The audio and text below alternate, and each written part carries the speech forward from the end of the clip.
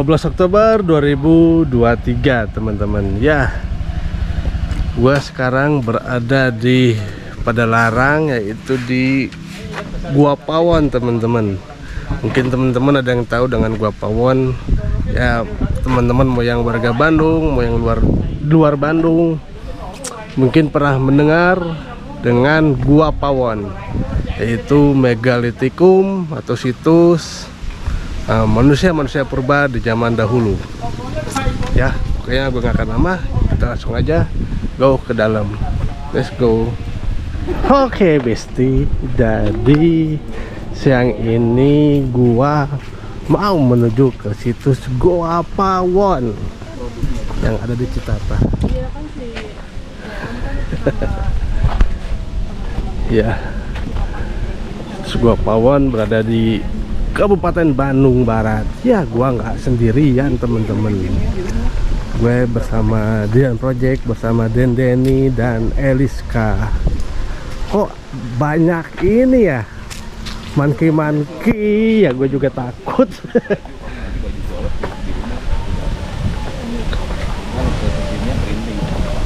Halo.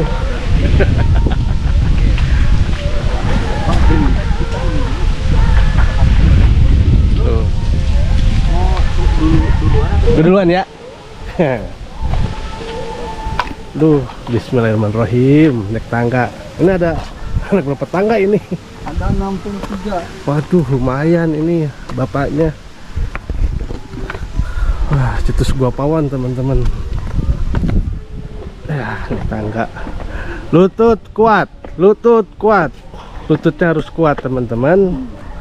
Halo, masuk kamera. Lututnya harus kuat ini. Wow.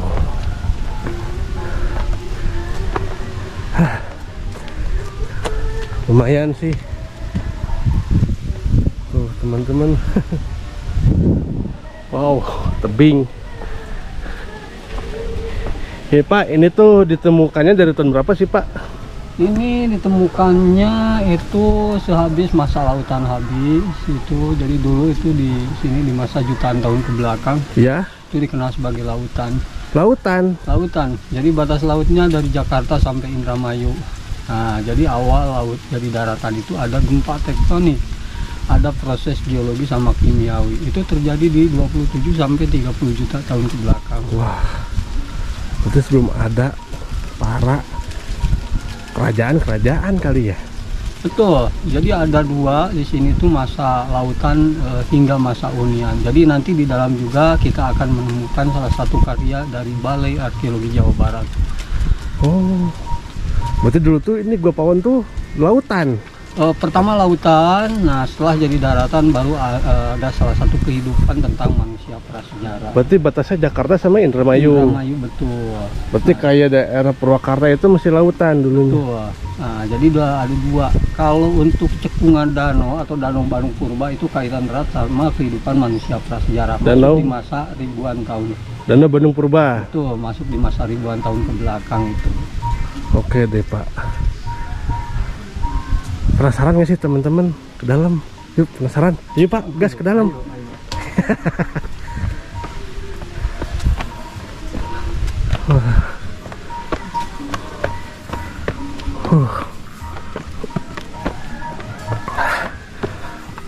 Duh, pegal juga Pak, lumayan. Bagi gue yang jarang olahraga. Nah kesini ya lumayan, kaki gempor juga. Iya. Tapi sini adem. Nah ini apa sih Pak? Gambar apa ini Pak? Nah ini Pawon antara 1 dan 2. Jadi di sini tuh ada 7 kerangka manusia yang sudah ditemukan. Nah jadi ini untuk kisaran umurnya itu diawali dari yang termuda 7.300, 9.510 sampai 12.000 tahun ke belakang. Nah jadi Ini salah satu manusia yang sudah masuk ke manusia modern. Manusia modern. Betul. Jadi nanti kita akan melihat seperti apa sih budaya atau tradisi penguburan yang mereka punya. Oke. Nah, di situ nanti lebih jelas bisa dilihat perbedaan-perbedaan antara peranan yang mereka lakukan dengan apa yang kita lakukan saat ini. Oke, siap deh Pak. Wah, penasaran, makin penasaran teman-teman. Kita coba langsung memasuki gua ini. Bismillahirrahmanirrahim. Agak lumayan tinggi juga sih. Iya. Ini tempat apa nih Pak? Ini nanti kita akan lewat ke sana. Ini cermu asap. Cermu asap. Jadi cermu asap yang di sana tembus dari bawah sampai atas itu tembus. Jadi awal mula terungkapnya manusia prasejarah itu dengan ditemukannya atau dengan adanya cermu asap. Jadi dulu tahun 1990 almarhum Pak Budi Bramantio itu dari KRCB Riset Cekulang Bandung, mereka sempat singgah ke Gua Pawon dan melakukan ekskavasi kecil-kecilan. Awalnya sih menemukan tulang hanya di sekitaran sana, dan di situ memastikan untuk mencoba penggalian di mana di tempat fosil ditemukan hanya 60 cm. Jadi si tulang-tulangnya yang bekas manusia purba masih ada nggak sisanya? Sedikit gitu. Sebenarnya sih kalau untuk kerangkanya nampak bisa dilihat nanti di sana. Bisa dilihat nampaknya. Betul, tapi kalau untuk perkakasnya karena di situ bisa dilihat dari tempat yang ada itu supaya sudah dipindah tempatkan untuk sementara, karena sama ini kan museum udah dibikin di sini. Mungkin di situ antara Balai Arkeologi Jawa Barat atau di geologi lah, museum geologi itu ada karya dari Dr. Lutfi Yondri. Oke deh Pak, kita gas lagi. Aduh, makin penasaran lagi ini. Apalagi masih ada tulang belulang manusia purbanya. Wow, amazing. Beauty, I like it.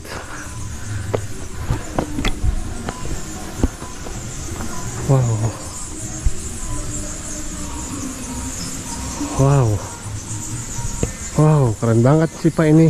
Ya, nah jadi ini juga. Ya. Tadi kita cerita tentang lautan. Nah, jadi di sini udah jelas bahwa tanda bukti adanya laut itu pertama mungkin ini secara keseluruhan adanya terumbu karang. Terumbu karang. Kedua ada fosil koral. Jadi fosil koral itu berada di kisaran Sun Garden. Fosil koral itu batuan yang pernah disinggapi sama hewan laut. Oke. Nah, untuk ini boleh kita akan melihat di mana dikuburkan atau di mana di tempat dikuburkan manusia prasejarah. Jadi lebih lengkapnya kita akan menggali potensi di sana. Manusia yang prasejarah dikuburkan. Jadi mereka mempunyai keunikan dengan tradisi yang berbeda dengan kita. Seperti apa tuh Pak? Itu dilipat. Nah, Dilipat. Coba deh Pak, makin penasaran lagi nih. Boleh. Kalau manusia prasejarah dikuburkannya dilipat teman-teman. Wah, keren juga sih ini. Explore-nya hari ini teman-teman. Wow, ini edukasi bagi kalian ya, sejarah. Edukasi sejarah bagi kalian. Ini ada Pawon Mine.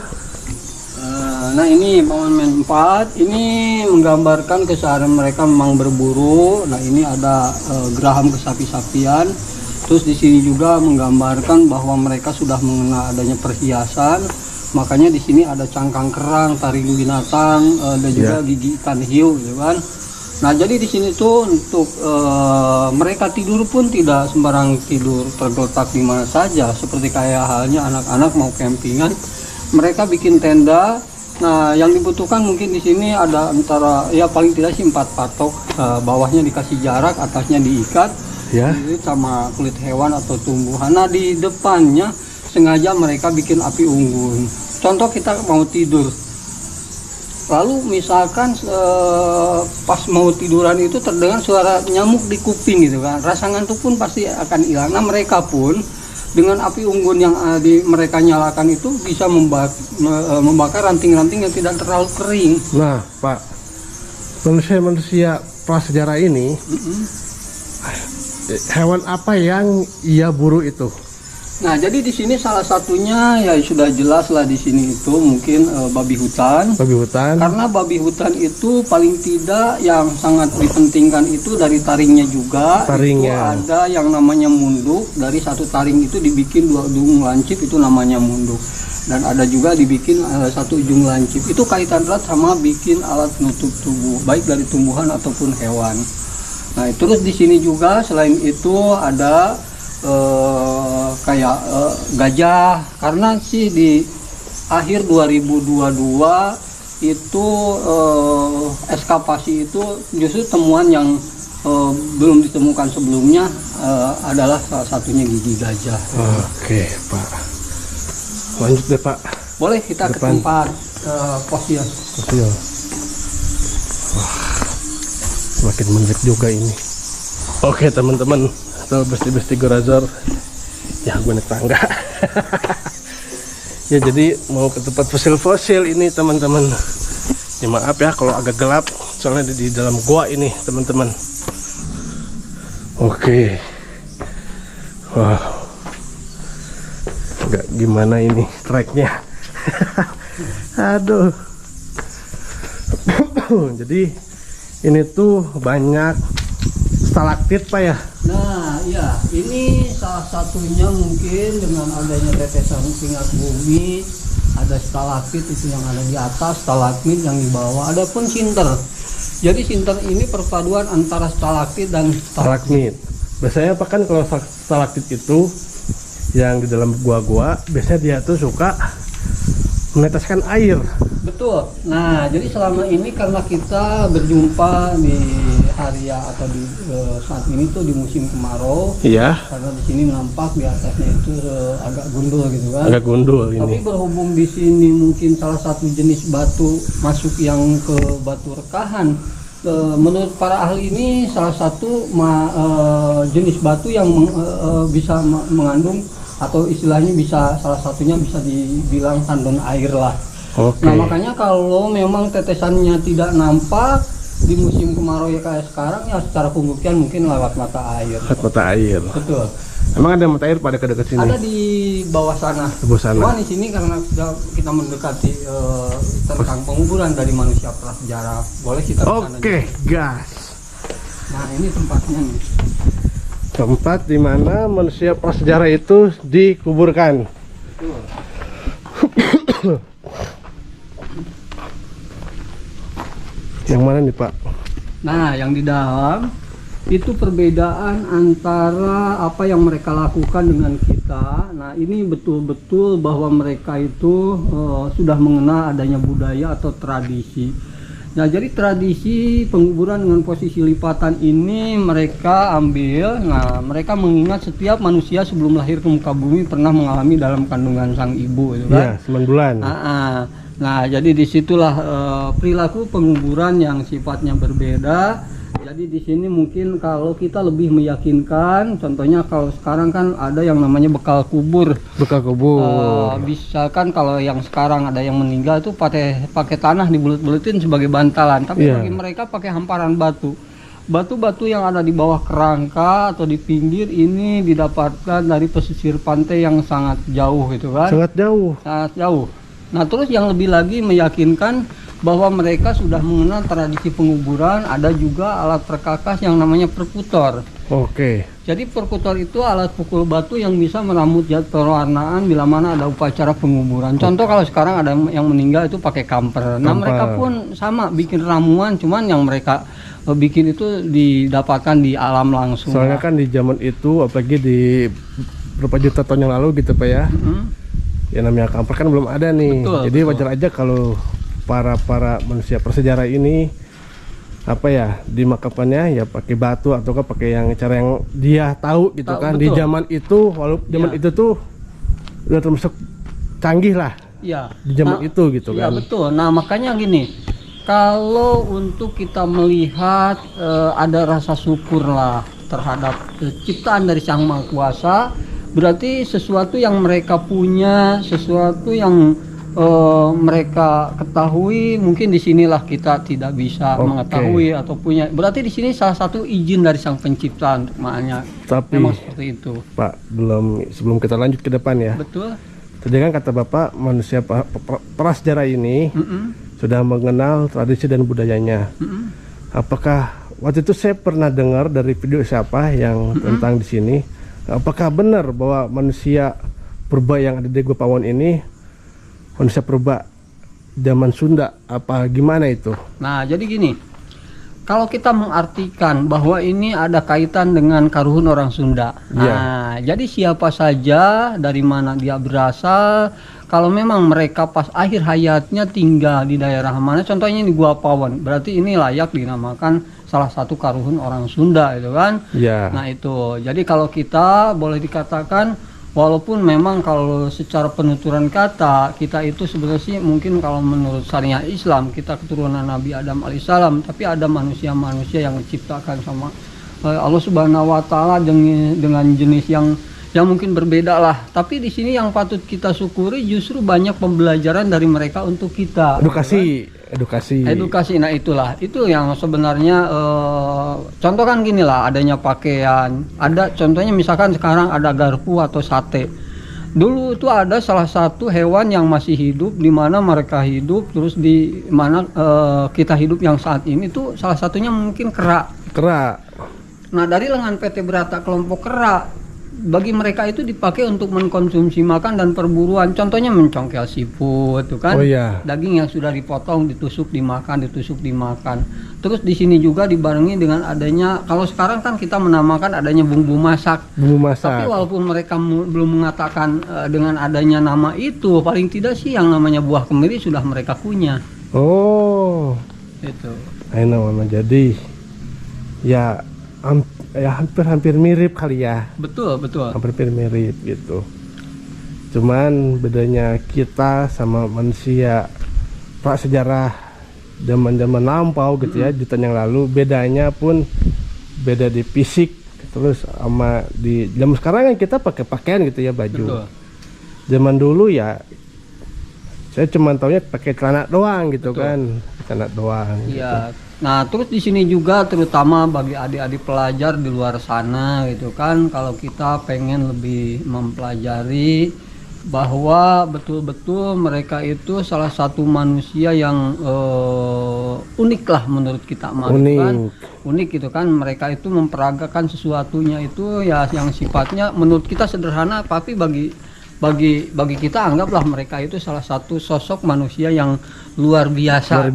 Kan? Karena kan sebelum kita duluan mereka ya paling tidak sih dari pengalaman juga ya mungkin mereka itu lebih tangguh lah, seperti kayak tadi gitu kan. Jadi cara mereka untuk bisa berjalan kaki atau menempuh perjalanan yang menurut kita itu sangat jauh, tapi bagi mereka itu sudah sangat terlatih. Tapi gitu. Kalau cara zaman sekarang ya, kalau zaman dulu sama sekarang beda apa ya? Zaman dulu apakah mereka mengenal dengan adanya kata menikah? Nah ini, kalau yang namanya menikah, walaupun misalkan peranannya agak berbeda dengan cara yang kita lakukan sekarang, paling tidak ya justru di situ tuh boleh dikatakan memang hampir bisa seperti kita gitu kan. Tapi yang paling tidak mereka juga melihat mereka itu dari kelompok mana gitu kan. Soalnya kalau mereka melihat dari kelompok yang tidak sesuai, paling tidak ya jangan harap mereka bisa bersatu gitu kan.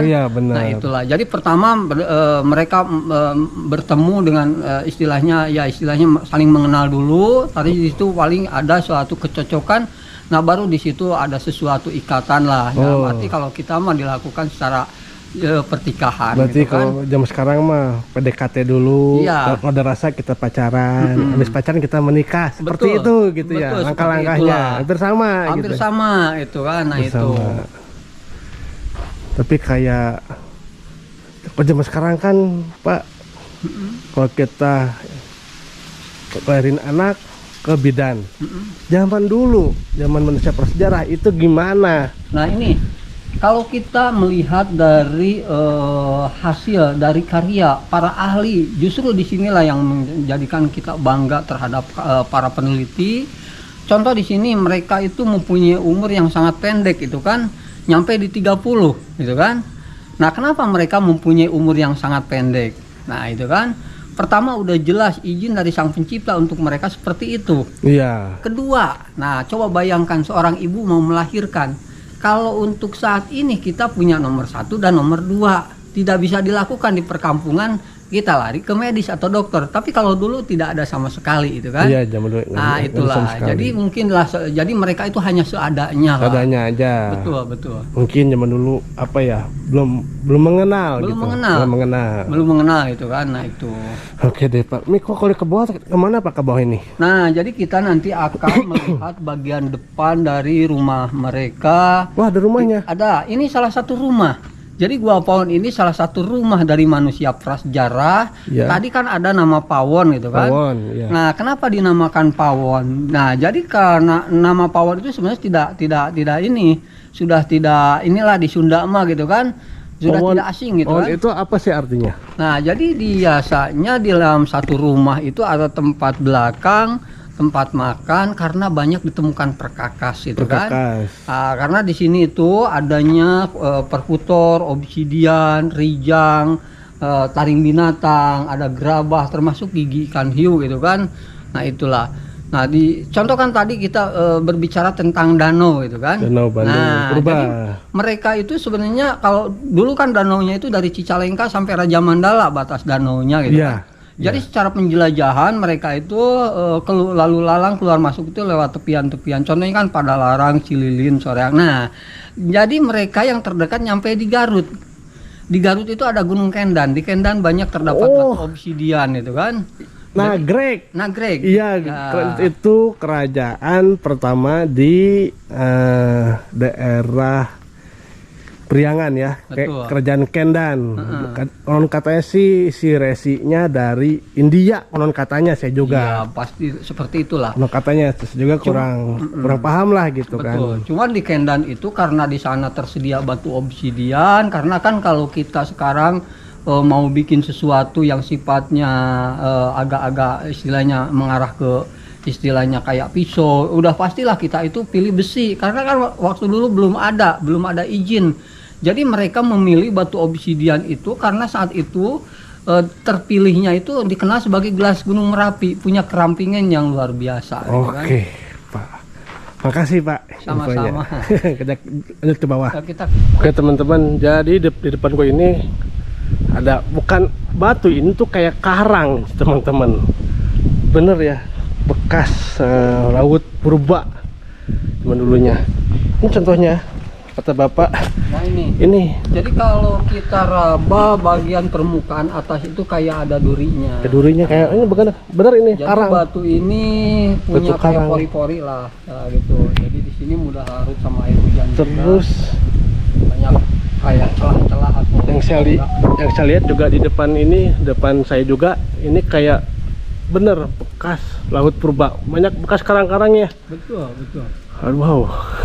Estetik banget, keren sih, sumpah. Tapi kita harus hati-hati teman-teman. Keren sumpah ini. Oke deh, gas. Teman-teman, lumayan juga jalan dari start dari depan sampai ke sini. Mungkin ini udah sampai di penghujung Pak ya? Ini penghujung, ini namanya jendela bagian depan dari rumah mereka. Bagian jendela dari rumah manusia prasejarah. Oke. Nah, di sini tuh salah satu kalau kita lihat dari dekat. Ya. Nah, sekarang kan kita lihat di bawah itu sawah gitu kan. Oke. Tapi kalau dulu sewaktu manusia prasejarah hidup di sana itu lautan. Kayak inilah kayak muara. Kita apa ya, coba saya lihat sendiri. Ini ada batu yang berbentuknya kayak kelamin laki-laki ini. Saya juga nggak tahu kayak gini bentuknya Pak. Ya itu alami juga. Alami gitu kan. Oke teman-teman, jadi ini jendela manusia prasejarah di zaman dulunya. Ini rawa ya. Rawa. Jadi untuk mereka di sini tuh ada banyak keuntungan. biasanya di musim-musim kemarau itu kalau dulu itu bisa memantau hewan buruan. Pertama itu, keduanya sih kalau memang mereka itu untuk lebih dapat memburu hewan itu dari hutan itu digiring ke rawa. Oke. Itu yang paling mudahnya. Ini kita apa ya? Kalian bisa bayangin zaman dulu manusia purba itu, ini jendela nih. Jendela beliau kan sama kita beda ya. Rumahnya beliau juga badannya juga tinggi-tinggi ya. Kalau jendela itu muara. Nah, sekarang kita lihat dari sini keluar sawah dan pedesaan. Wow, indah sekali ini. Gila.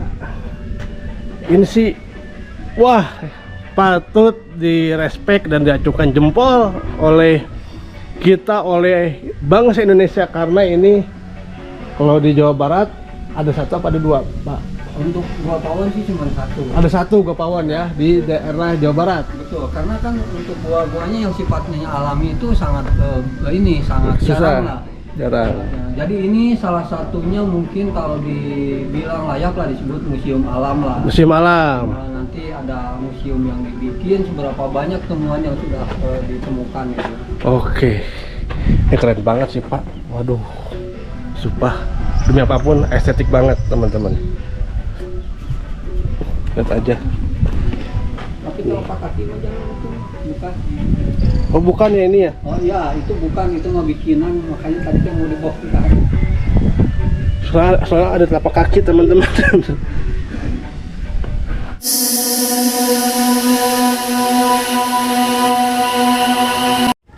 Oke Besti, cukup sudah vlog gua di situs Gua Pawon, teman-teman. Ya, gua di sini nggak sendiri. Gua di sini bersama Dendeni dan Den Project. Ya, situs Gua Pawon, situs Geolitikum atau Neolitikum atau Megalitikum. Ya, jadi gua ini ditemukan sudah ada dari jutaan tahun yang lalu, teman-teman. Ya, gua ini dijadikan tempat tinggalnya manusia purba. Nah, kalian bisa ngambil edukasinya di sejarah situs Gua Pawon, teman-teman.